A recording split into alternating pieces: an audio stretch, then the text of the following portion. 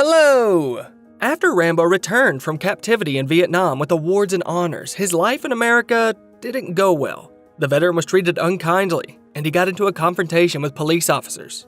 Only Colonel Trotman was able to dissuade Rambo from further bloodshed. John surrendered to the authorities and became a prisoner again, this time in his homeland. But soldiers like Rambo are always on the radar of military commanders. His combat knife and lethal skills are about to be put to use again on an extremely dangerous mission. People are so vulgar in their methods. They lack compassion. Another explosion separates the rock from the cliff.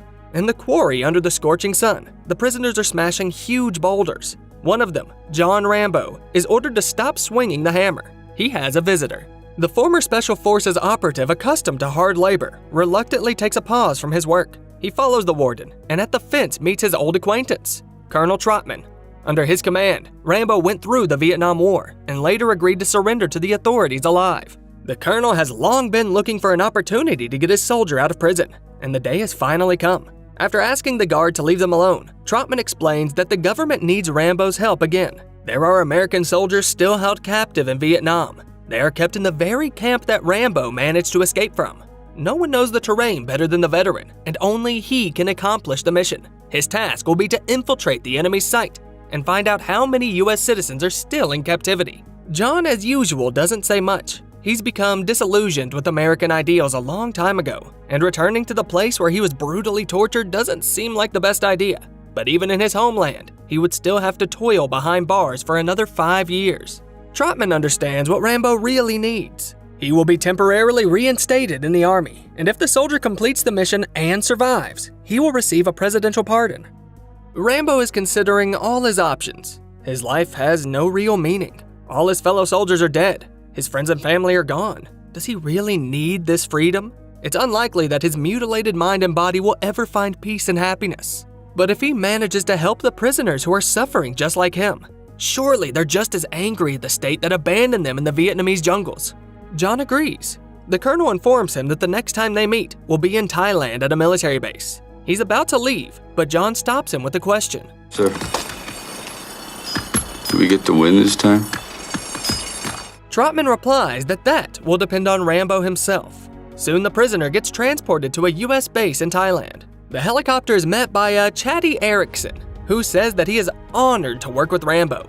They make their way inside, where they meet Colonel Trotman and Marshal Murdoch. The man greets John cautiously. His record and honors are impressive, but will he follow orders after the shootout he had with the police? To establish trust between them, Murdoch reveals that he too has served in Vietnam. He gives his battalion number and says he lost a lot of good friends. According to intelligence reports, 2,500 US citizens are still missing. Their families demand to know if they're alive. Rambo's task will be to sneak into the enemy base in order to get photos of the prisoners of war. Any armed confrontations are strictly forbidden. The political situation has changed, and to launch a military operation, hard evidence is needed. If Rambo provides it, Colonel Trotman's unit will be sent to free the prisoners. Rambo is clearly unhappy that he is being forced to abandon the soldiers in captivity. The veteran realizes that it's useless to argue and silently accepts the terms. But deep inside him, he feels a flame of anger igniting. Later, Trotman explains that Rambo will first have to jump with a parachute from an altitude of 250 feet. For the mission, he will be provided with more equipment than usual. The colonel advises Rambo to use it instead of relying solely on muscle and melee weapons. The soldier is also shown the headquarters, full of expensive equipment that will work for him. At the drop-off point, he will need to meet with the local agent, Ko Bao. Murdoch assures Rambo that he has nothing to worry about. His life will be reliably protected by the latest technologies. To that, John only makes sarcastic remarks. There's no such thing as being safe in Vietnam. Murdoch gets nervous and calls Trotman over. The colonel assures him that he has complete confidence in Rambo, the best soldier of the Vietnam War. A pure fighting machine with only a desire to win a war that someone else lost. He won't hesitate to sacrifice his life if that's what it takes. Before leaving, John sharpens his faithful combat knife, loads his automatic rifle, and takes exploding arrowheads. The colonel escorts the soldier and wishes him good luck. He will have 36 hours to complete the task. Afterward, he must proceed to the extraction point. In parting, Rambo tells Trotman that Murdoch has lied about his combat experience. His battalion was based in a different area. John trusts only the colonel and will probably not obey anyone else's orders. Erickson takes off into the sky. Murdoch and Trotman watch the plane fly away. Marshall remarks that Rambo is unlikely to locate the prisoners. The purpose of the mission is to reassure the public, not to rescue American soldiers. But John is determined to prove the contrary. Soon it's time to bail out. Rambo jumps out of the plane, but his expensive equipment immediately fails him. He continues to hold on to the parachute slings as the plane drags him along. The soldier is about to be sucked into the engine. Murdoch panics and orders to abort the mission. But Rambo manages to pull out his combat knife and drop the heavy backpack. Almost all of his equipment falls into the jungle. The soldier unhooks from the plane and flies through the night sky. No longer able to track his movement and status, Murdoch wants to cancel the extraction. Trotman convinces him to wait for Rambo at the rendezvous point as initially planned. Meanwhile, John lands and advances without baggage. Because of the failed landing, he will have to spend more time and energy to get to the site. All he has with him are knives, arrows, and a bow. He deftly navigates through the jungle, avoiding snakes. Following the compass, he reaches the meeting point with the agent. There, he notices a stranger wearing a Vietnamese hat. To avoid taking any chances, Rambo sneaks up behind the man and takes him prisoner. Except it turns out to be a young woman, the very agent Ko Bao. She leads him to the river, informing him that the camp with the prisoners of war has been empty for a long time. Rambo made his journey for nothing. They reach the base of local pirates. With their help, it will be easier to hide from the military. The situation is tense, but the transfer of money for their services proceeds smoothly. Everybody gets in a boat and sails upstream. Rambo asks how the pirates deal with the patrol boats. In response, the gang leader shows him a Soviet rocket launcher. On the way, Ko Bao asks Rambo about his past and why he decided to return to Vietnam. John doesn't reveal a lot of information. After returning to his homeland, he realized that the war hasn't stopped there either. War against all the soldiers returning. It's the kind of war you don't win. And the girl herself got into the intelligence service by taking the place of her deceased father. She's tired of living in a country where death and destruction are everywhere. She would like to go to America, where the situation is much more peaceful. She finds it strange that Rambo wants to continue fighting and risking his life. The man replies that he's expendable. If he doesn't show up to the party that somebody invited him to, no one will even notice. The girl has a talisman around her neck that brings her luck. In return, John shows her his talisman, the combat knife. In the meantime, Trotman intends to move with his group to the extraction point in order to meet Rambo there in time. Murdoch tries to put spokes in his wheels. The man clearly doesn't care about the soldier's fate. The colonel insists and manages to persuade the marshal. After sunset, Rambo and Ko Bao disembark at the prisoner of war camp. From the looks of it, there are no prisoners here, and it's very quiet. They cautiously move closer and see a young woman approaching the guards to spend the night with them. Rambo assembles his bow to sneak inside the camp. Ko Bao talks him out of it, since the orders were only to take pictures. John, of course, doesn't care about such orders. He cuts the wire on the fence with the knife and hides in the shadows of the shacks. The prisoners are nowhere to be seen. Rambo goes farther and farther, crossing a small river. Suddenly, he hears soft moans from a structure in the distance. Indeed, here he discovers Americans who are held in a cramped room with rats. They are badly emaciated, and some have a fever. Outside, Rambo finds an American named Banks, who was crucified on the trees, and frees him. They sneak past the guards on the bridge, but one Vietnamese man walks right towards them. John takes him out with a throwing knife. The next enemy soldier who shines a light on them gets shot with an arrow. Ko Bao is also spotted by a guard, but he doesn't have time to raise the alarm. The guy gets pierced by another aptly fired arrow. The three saboteurs leave the camp, and Rambo promises to return for the others. In the morning, the Vietnamese find the bodies of their comrades in arms and set off on the trail of the fugitives. Banks is exhausted, and they stop to rest. He says that John showed up just in time. The captives are constantly transported from place to place and forced to harvest crops. When was the last time you were in that camp? A year. Yeah. What year is it anyway?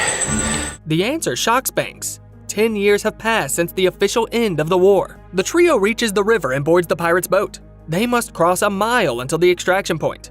Trotman and Erickson are already there. The Vietnamese spot the boat and send a transmission to get it intercepted. A patrol boat shows up in front of the fugitives. At the same time, the pirates take the weapon from Rambo, intending to turn the trio over to the authorities. Once again, John relies on throwing knives, with which he kills the pirate and gets his weapon back. After gunning down the tricksters, he commands his teammates to jump off the boat. The patrol boat is already firing at it. Rambo falls to the deck of the boat and miraculously survives the machine gun fire.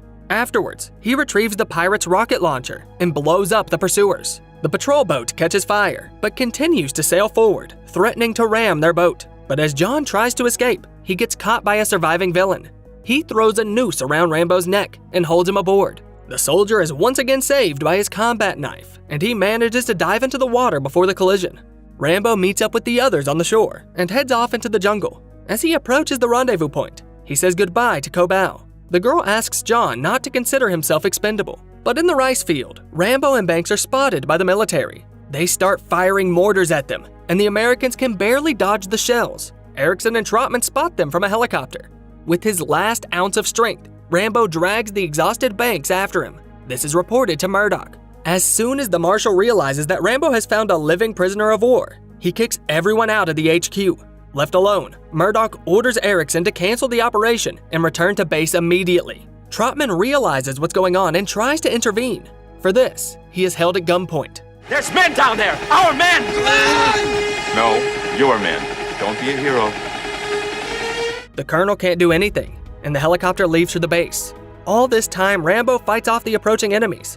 Shocked, he sees the helicopter disappearing over the horizon. He and Banks are surrounded and taken prisoner. Kobau watches this scene from the jungles. At the HQ, Trotman is furious. He accuses Murdoch of betrayal. With a smirk, the marshal replies that the colonel must have realized what was going on. Thus, he himself can be considered an accomplice. Murdoch doesn't deny anything. Yes, the whole mission was just for show. It was more important for the government to calm the public outcry than to save the lives of a few hundred prisoners. Rambo was supposed to return empty-handed, but he chose to disobey orders and paid for it. Nobody will miss him either. The colonel adds that it's all about money. The Vietnamese haven't released the POWs in retaliation for the US refusing to pay reparations for the war. Marshall advises Trotman to swallow his pride and think about the consequences. Had Vietnam received the money, it would have been used to wage war against America's allies. And the scandal that would arise if the POWs' faces were in the news could escalate into another war. The colonel calls the marshal a bastard and leaves. Murdoch urges him to forget both their conversation and this mission. Trotman will make a huge mistake if he interferes. You're the one who's making the mistake. Yeah, what mistake? Rambo. Meanwhile, Rambo is tortured by being placed neck deep in a cesspool. The American's body is covered with leeches, and his hands are shackled with heavy chains. Banks, on the other hand, is sent to a cage with the others. Soon a helicopter with Soviet troops headed by Lieutenant Colonel Podofsky arrives at the camp. He orders to get Rambo out, clean him up, and bring him for interrogation. Once in the room, Rambo doesn't say a word. Podofsky introduces Sergeant Yushin and puts the American's combat knife into burning coals. He plays the good cop and politely asks the prisoner to contact his superiors by radio. John needs to warn his men that any further attempts at espionage will end poorly for the Americans. Rambo tells Podofsky to go screw himself, and Yushin takes over. They start torturing the prisoner with electric shocks, but he still resists. The lieutenant colonel reads him the intercepted messages in which Murdoch orders subordinates to cancel the operation and leave John to die. Another discharge, but Rambo remains silent. At this time, Kobau infiltrates the camp disguised as a girl for the guards. She is taken to a hut where she eliminates a soldier and takes possession of his weapon. Having acknowledged Rambo's willpower, the soldiers bring Banks in for questioning. With the red-hot knife, Yushin leaves a scar on John's face. He then approaches Banks and puts the blade to his eye. Despite this, the man also yells for John not to assist the enemy. Rambo can't stand it and accepts the terms. He is placed in front of a microphone, and the American gets on the line with the HQ. Kobau hears the American speak and approaches the hut. At the base, Murdoch and Trotman hear Rambo's voice. They ask the fighter about his condition, and John requests Murdoch to speak with him. Murdoch. I'm coming to get you. He then grabs the microphone and attacks the soldiers. Kobau opens fire from below, piercing the floor with a machine gun burst. Rambo electrocutes Yushin and jumps outside, grabbing his knife. Together with Kobau, they shoot back at their pursuers and make it to the fence. John helps the girl slip through the barbed wire, and they hide in the jungle. Helicopters and ATVs are sent after them, but this is not the first time Rambo has evaded such a pursuit. He leads Kobau after him, and they escape death. In the morning, the girl helps dress the man's wounds. John thanks her. He will always remember that she did not abandon him in captivity. The American plans to cross the Thai border and then return to his homeland. She asks to take her with them to America and kisses Rambo. They set off on their journey, but immediately run into an ambush. Cobao gets hit with a burst of machine gun fire. Enraged, Rambo retaliates and shoots the attackers. Yet one of them manages to get away. John hopes to save Cobao, but the girl dies in his arms. You not forget me. No. At the HQ, Trotman again demands that a rescue mission be sent. He threatens to start acting on his own, so Murdoch orders to take the colonel under arrest. Meanwhile, Rambo puts Cobao's pendant around his neck and buries her body in the woods. Now, he won't stop at simply getting the prisoners out. The Soviets and Vietnamese military continue looking for him. Rambo hides in the thicket and kills them one by one. Most of the time, he uses a bow and knife so as not to attract unnecessary attention. John hides in mud and water to catch the people who are after him off guard. He runs through a local village, leading his pursuers into another trap. Rambo grabs gas cans and walks into a field. The military follows him and soon find themselves in a ring of fire. Rambo pulls out his explosive arrows and unleashes his wrath on the enemies. Chaos ensues as the soldiers scatter.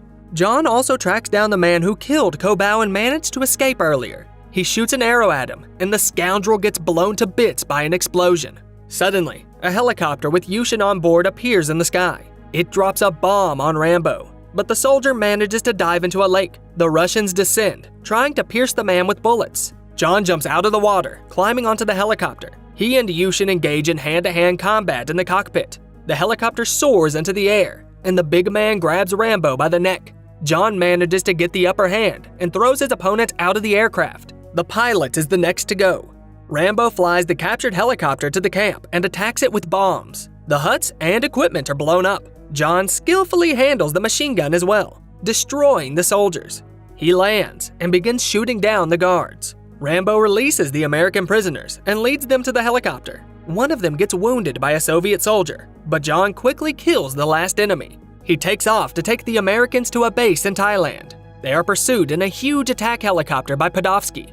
He fires from all guns, and Rambo has to maneuver the chopper to avoid crashing down on a civilian village. A missile severely damages the fugitive's aircraft.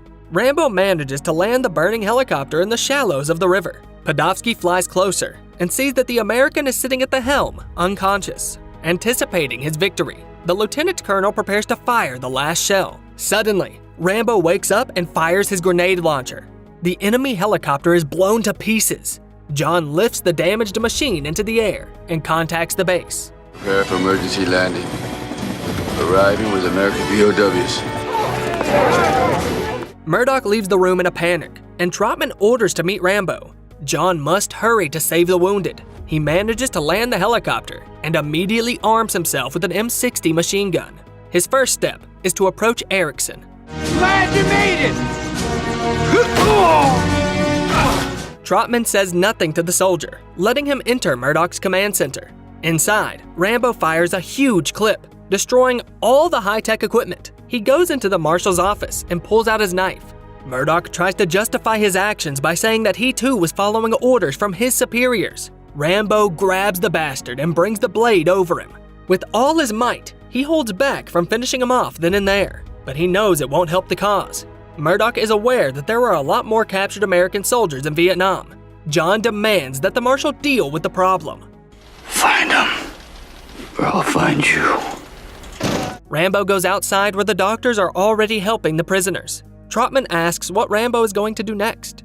Back home, he will be awarded his second Medal of Honor, but Rambo replies that the prisoners he freed are more deserving of the medals. He plans to stay in Asia to find himself. The colonel asks him to return home. John doesn't understand where home is. Along with his friends, a part of himself died in Vietnam. Trotman thinks that Rambo hates America because of this war, which was a mistake. To this, John replies that he is still ready to die for his country. He only wishes for one thing, the same thing that every guy who spilled blood far away from home wanted. For our country to love us as much as we love it. Obviously, this dream is unattainable now, and the love is not reciprocated. Colonel Trotman turns to Rambo and asks, "How will you live, John?" Rambo replies, "Day by day." Surprisingly, this movie was based on a true story. In the early 80s, the US government was preparing for a possible mission to rescue American POWs. However, their efforts were thwarted by a Vietnam veteran, Colonel Bo Gritz, who had made his own unsuccessful attempts to organize a rescue mission. A subsequent inquiry by senators and Vietnam veterans concluded that there were no prisoners left, and that the unofficial raid was just a scheme to defraud desperate families of missing soldiers. Among those who made this ruling was Senator John McCain, a former prisoner of war who had been held and tortured by the Vietnamese for 5 years. At the time of filming in 1985, some 2,500 Vietnam veterans were missing in action. This movie caused a lot of controversy about the way it portrayed the Vietnam War. Despite the direct condemnation at the end of the movie, many people still thought that the Americans looked too heroic in it. This movie was heavily censored when it released in different countries. In the Soviet Union, the dialogue was changed so as to connect the events of the movie to World War II. Russian characters were portrayed as Germans, Vietnamese as Japanese, and prisoners of war were supposedly kept in the Philippines. In India, footage of Rambo's torture and some fight scenes were removed altogether. James Cameron was simultaneously working on the script for this movie, as well as for Aliens and Terminator. To keep himself from getting confused, he had a separate writing desk for each project. Cameron claims he only wrote the first draft, and Sylvester Stallone made many changes to the script. Originally, Rambo was supposed to have a somewhat less serious buddy with a good sense of humor. Also, the POWs had detailed backstories that was supposed to be revealed as the movie progressed. But it was rumored that Stallone didn't like that his sidekick got the best lines. And he also cut backstories of all the POWs to the point where Cameron stated they might as well have gotten to the jungle to pick up a 6-pack of beer. To prepare for this role, Sylvester Stallone trained for 8 months, 4 hours a day. He also took SWAT, archery, and survivalist courses. As always, look for the name of the movie in the description of the video. Don't forget to subscribe to the channel and give this video a like so that more awesome stories come out as often as possible.